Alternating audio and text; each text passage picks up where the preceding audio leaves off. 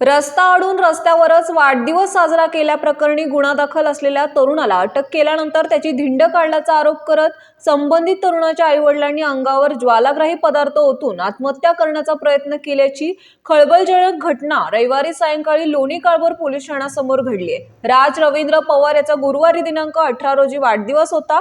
हा वाढदिवस साजरा करण्यासाठी त्याचे मित्र कदमबाग वस्ती तालुका हवेली परिसरात जमले होते। यावेळी बेकायदेशीर जमाव जमवून वाहतुकीस अडथळा निर्माण करत रस्ता अडवण्यात आला होता।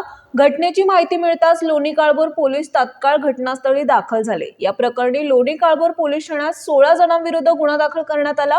गुन्हा दाखल होताच पोलिसांनी तात्काळ 13 जणांना अटक केली, तर राज पवार सह 3 जण फरार झाले होते। फरार असलेल्या राज पवारला रविवारी पोलिसांनी अटक केली। अटक केल्यानंतर राज पवारला घटनास्थळाचा पंचनामा करण्यासाठी पोलीस घटनास्थळी घेऊन गेले होते। यावेळी पोलिसांनी धिंड काढल्याचा आरोप त्याच्या पालकांनी केला आहे।